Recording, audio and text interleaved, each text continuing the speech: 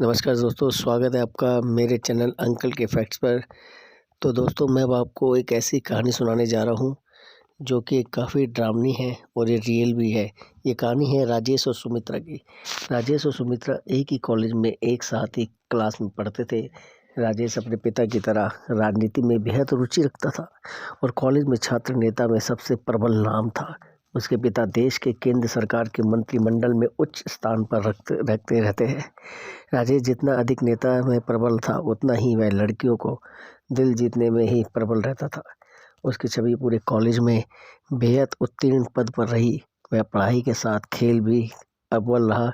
जब भी किसी भी शख्स को कॉलेज में कोई भी मुसीबत से समस्त करता पड़ता, उसका हल मात्र राजेश के पास होता।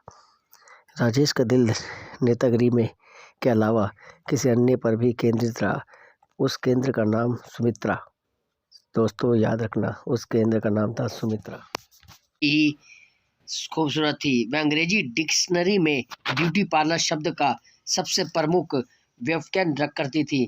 शर्मीले स्वभाव की भोली सी सूरत और ये सुमित्रा प्रेम की एक अलग प्रस्तुति पेश करती थी जो बेहद प्यारी थी। सुमित्रा मन ही मन राजेश को चाहती थी, लेकिन वह कह नहीं पाती थी क्योंकि उसे यह डर था कि गरीब कहीं राजेश मना ना कर दे, क्योंकि राजेश बेहद अमीर घर से ताल्लुक रखता था।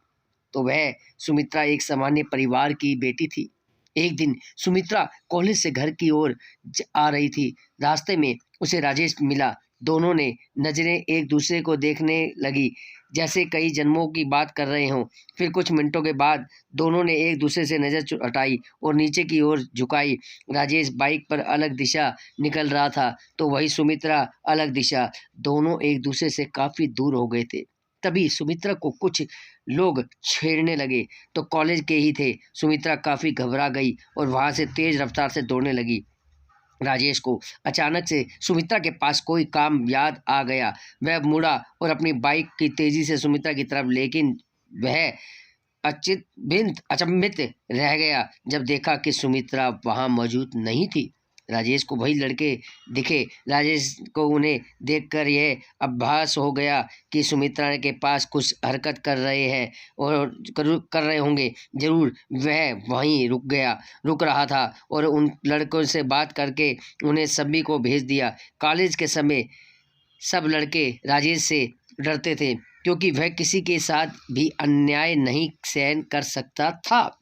जैसे ही वह गए, राजेश ने सुमित्रा को ढूंढने की कोशिश करी, लेकिन वह काफ़ी देर तक नहीं मिली। परंतु जैसे ही वह वापस जा रहा था तभी उसने कुछ रोने के आवाज़ आने लगी। यह आवाज़ एक गली से आ रही थी।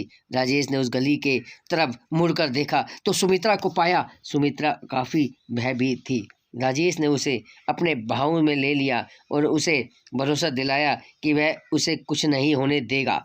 समय बीतने लगा और दोनों के प्रेम को अब नए रिश्ते की डोर में बंधने की बातें होने लगी। सुमित्रा और राजेश दोनों का विवाह होना नक्की हुआ। सुमित्रा ने बताया कि अनाथ है, उसका कोई नहीं, वह अकेली रहती है घर पर।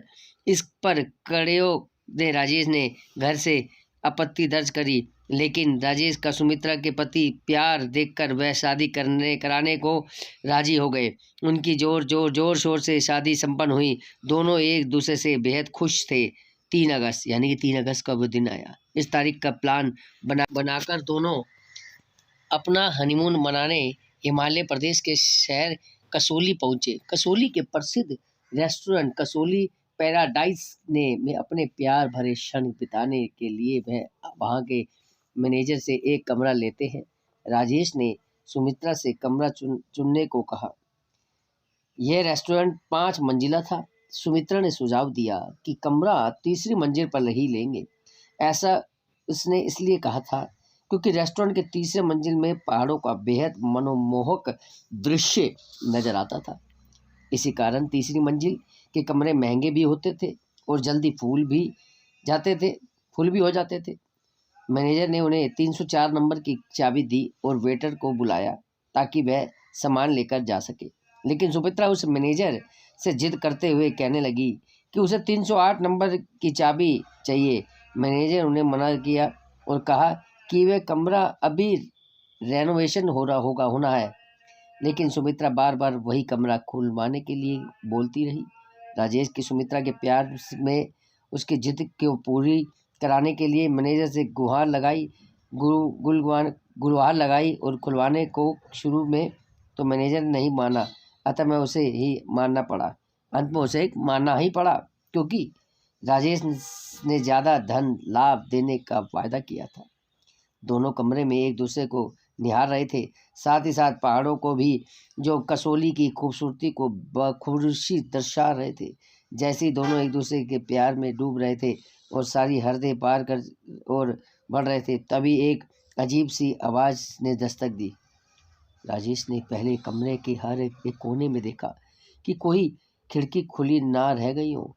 वह उठा, लेकिन खिड़की कोई भी नहीं खुली थी, पर भी उसे किसी ने चलने की आवाज़ पूरे कमरे में सुनाई दे रही थी। वह डर के मारे बेड पर मुड़कर देखने लगा, लेकिन वह देखकर अचंभित रह गया। वह सुमित्रा मौजूद नहीं थी। वह डर की सीमा को लांघ चुका था। पूरे कमरे में वह अब सुमित्रा चिल्लाने लगा, कमरे के बाहर जाने की कोशिश करता, लेकिन कमरा मानो किसी ने बाहर से बंद कर दिया है। यह पहली बार था कि राजेश डर के मारे रोने लगा। वो अचानक से उसे कमरे के बाथरूम में पानी चलने की आवाज़ आती है। वह दौड़ते हुए बाथरूम की तरफ पहुंचता है। जैसे ही वह उधर पहुंचता है, पानी में आवाज़ बंद हो जाती है। राजेश, जानू कहाँ ढूंढ रहूं हूँ मुझे, आओ मेरे पास, सुमित्रा की आवाज़। राजेश देखता है कि सुमित्रा बालकनी में खड़ी हुई होती है। जैसे ही राजेश डर के मारे उससे लिपटने के लिए बढ़ता है, सुमित्रा एकदम से गायब हो जाती है और राजेश पहाड़ से नीचे गिर जाता है। उसके मौत की हो जाती है। अगले दिन उसकी लाश पहाड़ से बरामद होती है। इंस्पेक्टर रणदीप सिंह को तहकीकात करने की कोई जिम्मेदारी मिलती है। उस लाश के पोस्टमार्टम रिपोर्ट के मुताबिक राजेश मौत से पहले उसकी धड़कन काफ़ी तेज चल रही होती है। इंस्पेक्टर सुमित्रा को ढूंढने की कोशिश करते हैं, लेकिन उन्हें सुमित्रा का कहीं नहीं पता चलता। मैनेजर से इंस्पेक्टर सीसीटीवी कैमरे की फुटेज मांगता है, परंतु वह रिकॉर्डिंग देखकर परेशान हो जाता है। सीसीटीवी कैमरे में सुमित्रा की कोई फोटो नहीं दिख रही होती। इंस्पेक्टर को यह मैनेजर की चाल लगती है। इंस्पेक्टर राजेश के घर पर उसकी मौत की खबर लेकर पहुंचता है। तभी परिवार वाले आहत हो जाते हैं। इसी वक्त राजेश का भाई इंस्पेक्टर से सुमित्रा के बारे में पूछता है। इंस्पेक्टर कहता है कि कमरे में तो कोई नहीं मिला। सब घर वाले कहते हैं कि राजेश और सुमित्रा का हाल ही में विवाह हुआ था। इंस्पेक्टर ने उन्हें सुमित्रा के परिजनों को फ़ोन करने को कहा। इंस्पेक्टर को फिर पता चला कि सुमित्रा का कोई है ही नहीं। वह कॉलेज में भी पता करने गया तो पता चला कि कॉलेज में सुमित्रा नाम की कोई लड़की ही नहीं थी, कभी एडमिशन ही नहीं लिया था। वह वाकई में एक भूत थी। दोस्तों, आपको ये कहानी मेरी कैसी लगी, कमेंट करके बताइएगा और मेरे इस वीडियो को ज़्यादा से ज़्यादा लाइक करना और मेरे इस चैनल को सब्सक्राइब करना। धन्यवाद। अब आपसे मिलेंगे अगली कहानी में। इसको ज़्यादा से ज़्यादा आप लाइक कीजिए ताकि मैं आपको और रोमांचक कहानी सुना सकूं। धन्यवाद। जय श्री श्याम।